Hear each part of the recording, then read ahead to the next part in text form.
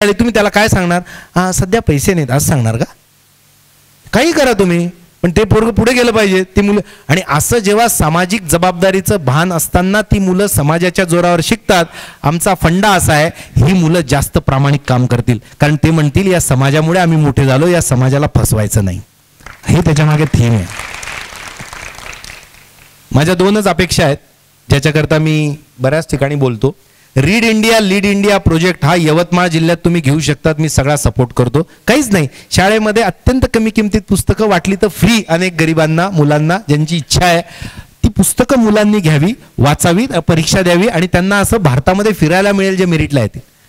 हेच पुन्हा शिक्षकांसाठी तुम्ही करू. मी तुम्हाला सांगतो इतका ट्रेमेंडस चेंज होतो शिक्षकांमध्ये, कारण ही इन्फॉर्मल सिस्टीम आहे शिकण्याची. तुम्ही अशा समोर सूचना द्याल ना की असं करू नका, असे करावे तसे करावे, याचा काहीच उपयोग होत नाही. तर एक रीड इंडिया लीड इंडिया होऊ शकतं. एक या जिल्ह्यात आपण 21 जूनला दरवर्षी एंट्रन्स घेतो. एंट्रन्स अशी की जे अतिशय गरिबीत मुलं आहेत किंवा जे स्पर्धा परीक्षा देत आहेत, गरीब असो नसो, ते ती परीक्षा देतात आणि त्याच्यातून आपण गरीब मुलं निवडतो आणि त्यांना फ्री एज्युकेशन सगळं अवेलेबल करतो. तर यवतमाळ जिल्ह्यातून जरा कमी जण आहेत फारच, म्हणजे इथे कोणी कॉन्टॅक्ट नसल्यामुळे ही परीक्षा इथे घेता येईल का विचार करा. नरसिंह कत्तूरवार इथे आता लायब्ररीचं वगैरे काम करायचा प्रयत्न करतोय, पण ही घेता येईल का बघा, ज्यांना शिक्षण व्यवस्थेत इंटरेस्ट आहे त्यांना. तिसरं, अंध अपंग मुलं तुम्हाला कधीही भेटलेत जे फार शार्प आहेत, अभ्यासामध्ये डिव्होटेड आहेत, असे अंध अपंग मुलं आणि ज्यांना स्पर्धा परीक्षा द्यायची इच्छा आहे, जरूर दीपस्तंभला सोडा. आणि जे खूप गरिबीतले मुलं मुली आहेत, आई वडील नाहीत किंवा असून उपयोग नाहीत आणि खूप अकॅडमिक्समध्ये परफॉर्मन्स देतात, अशा मुलांना जरूर दीपस्तंभची परीक्षा द्यायला लावा. त्यांच्या आयुष्याचं भलं होईल. तुमच्या मोलकर्णीच्या मुलीला जर तुम्ही असा रस्ता दाखवून दिला आणि ते अधिकारी झालं ना, ते आमचं पाय पडण्याच्या अगोदर तुमचं पाय पडेल की मॅडम तुम्ही भलं केलं माझ्या आयुष्याचं. तर जरूर हे काही करता आलं जरूर करा. चौथी गोष्ट, हे जे क्षेत्र आहे याच्यात जर कोणाला इंटरेस्ट असेल तर जरूर याच्यामध्ये आपण आर्थिक योगदान पण द्या, आग्रह नाही. If you wish you can join. बहुत इंपॉर्टेंट. मुझे तो ऐसा हमेशा लगता है सोशल सर्विस करनी है तो एजुकेशन में करो, कारण त्याच्याने अख्खा माणूस उभा राहतो. तुम्ही एखाद्या गरीबाला ब्लँकेट दिली, मग नंतर छत्री कोण देईल? तुम्ही आज त्याला खिचडी वाटप केली, फळं दिले, उद्या कोण देईल? आणि मग त्यांना कोण येईल याची वाट बघत राहतात ते, आज कोण येईल आपल्याला फळं द्यायला. पण तुम्ही जर त्यांना शिक्षण दिलं, रोजगार दिला पक्का, तर त्यांच्या सकट ते 10 लोकांना उभे करतात आयुष्यात. So I have chosen this part. मी हा पार्ट निवडला नसता तर मी शेतकऱ्यांसाठी काम केलं असतं आयुष्यात, कारण त्यांच्यासाठी काम करणारं देशात कोणीच नाही फार. पण मला त्याच्यापेक्षाही आता माझ्याकडे आत्महत्या केलेल्या शेतकऱ्यांची मुलं पण आहे आणि आत्महत्या करण्याच्या स्टेजला येऊन पोचलेले पण आहे, कारण केल्यानंतर घेऊन काय उपयोग आहे त्या पोरांना दत्तक? अगोदर घेतलं पाहिजे ना. आत्महत्या करू द्यायची मग म्हणायचं आता ती पोरं आपण घेऊ. अशी आता 450 विद्यार्थी क्लास 1 क्लास 2 झालेत दीपस्तंभमधून, खेड्यापाड्यातली पोरं, ज्यांच्या बापाला अजून पण असं वाटतं की आपलं पोरग काहीच करू शकत नाही, ते अधिकारी झालं. तर असं सगळं काम आहे. You do join. काही माहिती ह्या सगळ्यांची माहिती पत्रकात आहे, जाताना घ्या. आणि माझं कार्ड पण आहे, त्या कार्डवर माझा नंबर आहे. तुम्हाला ज्यांना ज्यांना याच्यात इंटरेस्ट असेल त्यांनी त्यांचा पत्ता, फोन नंबर, ईमेल माझ्या याच्यावर SMS करा. मी तुम्हाला ज्याच्यात इंटरेस्ट आहे त्या माझ्या HODच्या सिस्टीमवर तुम्हाला टाकून देईल, म्हणजे त्या संदर्भातली माहिती तुम्हाला मिळत राहील. जळगावला जरूर या. राजेंद्र भारूड नावाचा आमच्या परिवारातला एक विद्यार्थी मित्र, हा IAS झाला. कसा तर त्याचा बाप हा तो आईच्या पोटात असतानाच गेला होता आणि त्याची आई भिल्ल समाजाची दारू पाडायचं काम करायची. शहरातल्या एका कार्यक्रमात मी असं सांगितलं गुरुजी, तर लोकांनी लगेच अरे अरे अरे अरे दारू पाडतात. मी त्यांना काय सांगितलं माहितीये, दारू पाडणे अरे अरे नाहीये, दारू ढोसळणे अरे अरे असतं. हा, ते त्यांच्या पोटासाठी करतात, आपल्याला काय दाढ भरली. ठीक आहे. दारू पाडायची बाई आणि त्या बाईचा पोरगा कलेक्टर झाला. हो, भारतातला भिल्ल समाजातला पहिला कलेक्टर, पोस्टिंग पहिली तुमच्या नांदेडला आहे. तर त्याचं पुस्तक मी लिहिलंय, मी एक स्वप्न पाहिलं. आज ते पुस्तकं कदाचित नसतील. दुसरं एक पुस्तक आहे ताई मी कलेक्टर व्हायनू. तिसरं आहे धडपडणाऱ्या तरुणाईसाठी. चौथं आहे माझं एक पुस्तक अभ्यास मित्र.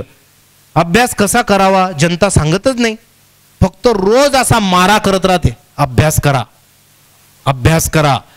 अभ्यास करा. आणि तिकडून एखादा जर बॉम्ब आला, कसा करायचा कसा करायचा, तर ते सांगतात व्यवस्थित करायचा व्यवस्थित करायचा. एखादा माझ्यासारखा शहाणा असेल, थोडा शिकलेला, सांगतो कॉन्सन्ट्रेशनने करायचा. 9वीच्या पोराला तुम्ही सांगतात तुम्हाला समजतं का कॉन्सन्ट्रेशन काय असतं? याच्यावर रिसर्च केला 11 महिने आम्ही, आणि ते पुस्तक तयार केलं. 70,000 कॉपीज सोल्ड. अभ्यास मित्र, अभ्यास कसा करायचा दिलेला आहे. दुसरं पुस्तक आहे करिअर मित्र, करिअर कसं निवडायचं. याच्या आम्ही जेवढ्या कार्यशाळा घेतो तर ते सगळीकडे शक्य नाही, म्हणून पुस्तकं तयार केली. तर तुम्हाला ती एक करिअर आयकॉन्स नावाचं पुस्तक आहे. त्याच्यात माझ्या स्टोरी सकट 15 लोकांच्या स्टोरीज दिल्या आहेत, हटके काम करणाऱ्यांच्या. ही सगळी पुस्तकं मी पुढच्या वेळेस सरांकडे पाठवून देईन. आता ती कदाचित कमी आहेत, काहीतरी असतील, पण बाकीची नाही आहेत. जरूर घ्या. अशा प्रकारचं काम आहे. मला आज फार आनंद, मला लेक्चर द्यायला आनंद वाटतोच, पण आज जास्त वाटला, कारण मी जिथे आलेलोच नाही आणि कायम खंत होती. यवतमाळ कसं आहे मी कधी पाहिलंच नव्हतं. ठीक आहे, मला त्या एखाद्या नवीन गावात जायला फार आवडतं, नवीन गावात व्याख्यान द्यायला फार आवडतं, आणि नवीन गावात मला जेवायला खूप आवडतं. याच्याकरता मी प्रवास करत राहतो आणि फिरत राहतो.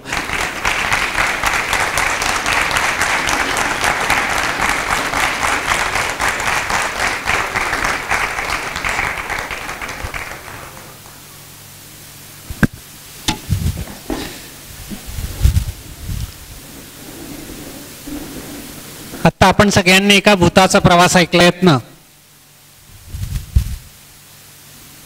चॅलेंजेस स्वीकारण्याची, नवीन चॅलेंजेस निर्माण करण्याची वृत्ती आणि कळकळ आतून जे वाटते ते व्यक्त होण्याची, तो यजुर्वेंद्र आपल्याला सगळ्यांना दिसला.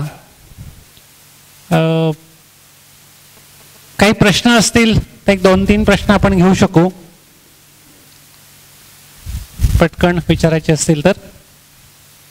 आज त्यांनी जे मुद्दे मांडले ते खूप महत्त्वाचे. वेळ घ्या की या विषयावर बोलायचं आहे, मी इथून आहे, तर आपण वेळ ठरवून पण बोलू शकतो, काउन्सिलिंग करू शकतो.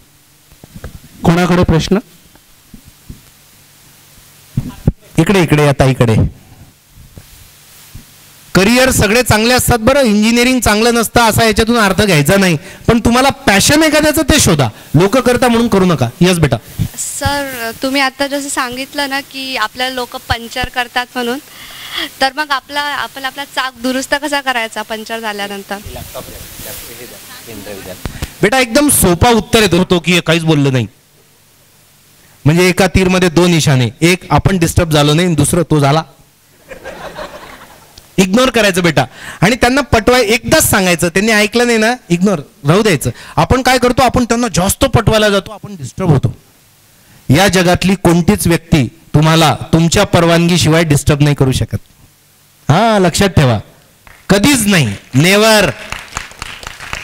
You can't disturb me without my permission. That's it. Next. किंवा मग हे सर जरा प्लीज दाखवाल. लाव, बरोबर माती होणार आणि गरीबाचे पोरं पुढे जाणार रे. तर खरंच बेटा असं करा. ठीक आहे ना? Very good. Go ahead sir.